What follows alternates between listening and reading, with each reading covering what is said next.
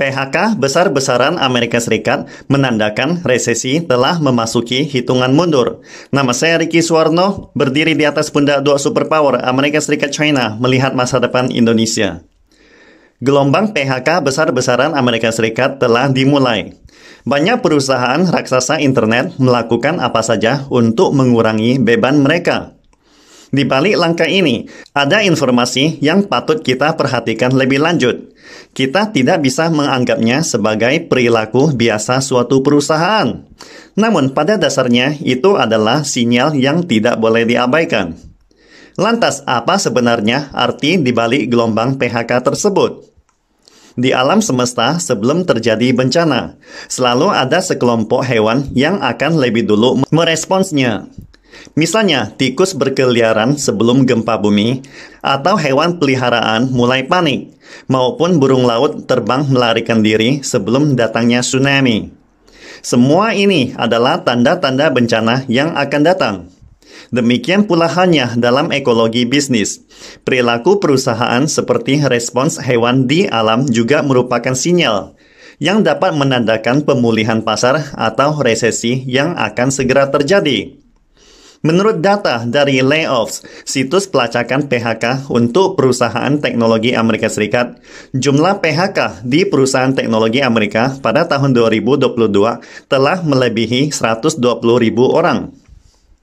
Contohnya, raksasa jejaring sosial Facebook Meta mem-PHK 11.000 orang, mendominasi 13% karyawannya, merupakan PHK terbesar dalam sejarah perusahaan. Sejak Facebook berganti nama menjadi Meta pada akhir Oktober 2021, harga saham perusahaan langsung anjlok 70%, menjadikannya saham dengan kinerja terburuk di S&P 500 Index tahun ini. Pada kuartal ketiga tahun ini, pendapatan Meta mencapai 27,7 miliar dolar, penurunan sebesar 4% dari tahun ke tahun. Jadi, tidaklah heran jika Mark Zuckerberg ingin memberhentikan karyawan sebanyak itu. Raksasa teknologi lainnya, Amazon, juga mulai action, memberhentikan 10.000 pekerja di Departemen Peralatan, Retail, dan Sumber Daya Manusianya.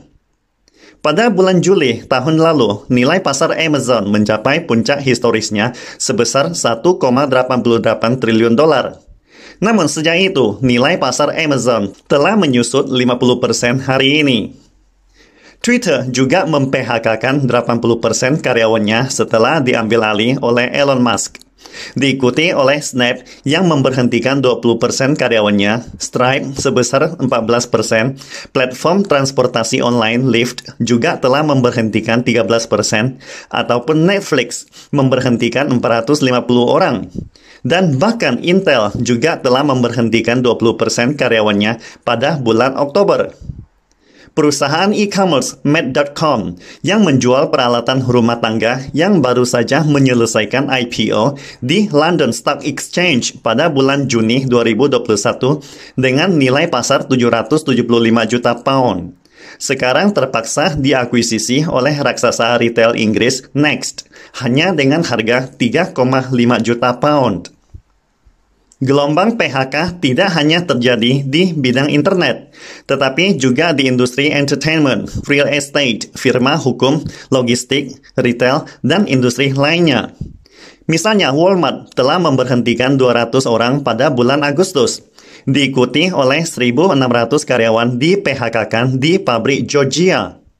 Raksasa pengiriman global Robinson juga memberhentikan 1.200 orang. Sementara pada akhir kuartal ketiga, ada 18 perusahaan retail Amerika Serikat menghadapi kebangkrutan.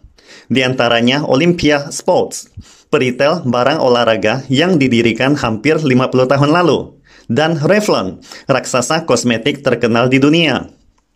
Bahkan Wall Street sebagai jantung ekonomi Amerika Serikat juga telah mengalami gelombang PHK. Pada tanggal 9 November, Barclays Bank dan Citibank juga bergabung dalam daftar PHK terbaru. Citigroup telah memangkas puluhan posisi di Departemen Investasi. Goldman Sachs memangkas 2.700 pekerjaan pada kuartal keempat. termasuk JP Morgan Chase dan Morgan Stanley, akan mengadopsi PHK selektif pada akhir tahun ini. Dewan Konferensi dan Organisasi Pengusaha Amerika melakukan survei terhadap para CEO antara September dan Oktober, menunjukkan 98% CEO corporate Amerika bersiap menghadapi resesi besar-besaran dalam 12 hingga 18 bulan mendatang. Sebaliknya, para CEO Eropa jauh lebih jujur, mengatakan 99% CEO Eropa sedang mempersiapkan resesi. Lantas, apa sebenarnya yang sedang dirasakan oleh para pengusaha dunia ini? Pada bulan November, indeks kepercayaan konsumen Universitas Michigan anjlok menjadi 54,7%. Hanya selama resesi hebat tahun 1980 dan 2008, kepercayaan konsumen Amerika Serikat menjadi serendah itu. Indeks ini mencerminkan ekspektasi konsumen untuk berkonsumsi di masa depan.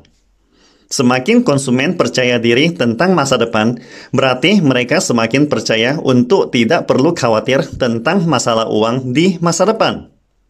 Mereka secara alami akan berani berbelanja. Keyakinan untuk berani mengkonsumsi ini diwujudkan dengan peningkatan indeks. Jika sebaliknya, mereka tentu tidak akan berani berbelanja. Amerika Serikat adalah negara konsumen terbesar di dunia. 2/3 dari PDB-nya bergantung pada konsumsi. Amerika Serikat dapat membeli sumber daya dan barang yang diproduksi dengan susah payah oleh orang-orang di seluruh dunia semaunya hanya dengan mencetak dolar. Itulah sebabnya ekonominya sangat bergantung pada konsumsi internal. Semakin banyak orang Amerika berani berkonsumsi, semakin baik ekonomi Amerika Serikat. Jika tidak, maka ekonominya akan semakin buruk. Dalam keadaan seperti itu, kepercayaan konsumen menjadi sangatlah penting agar ekonomi Amerika Serikat dapat terus bertumbuh. Namun hari ini, kepercayaan konsumen Amerika Serikat telah jatuh ke level resesi paling hebat. Artinya, masa depan Amerika Serikat bukanlah era di mana seseorang dapat mengkonsumsi sesuka hati, melainkan harus mengencangkan ikat pinggang untuk melewati musim dingin ini. Di sisi lain, utang rumah tangga Amerika naik 2,2% dari kuartal sebelumnya, dan skala hutang keseluruhan telah mencapai 16,51 triliun dolar.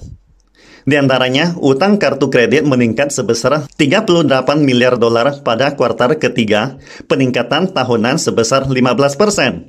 Merupakan peningkatan terbesar dalam 20 tahun.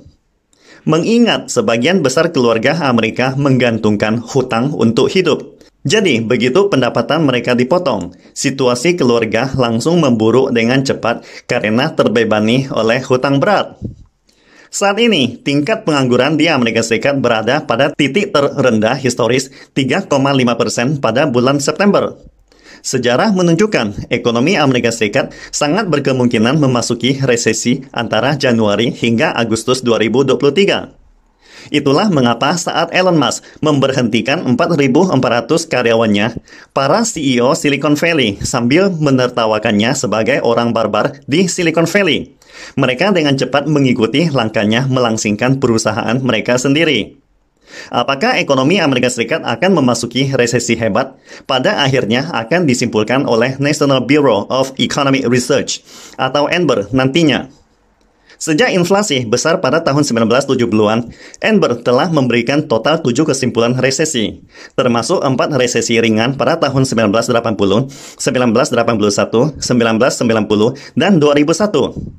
Dan 3 resesi terhebat pada tahun 1974, 2008, dan 2020.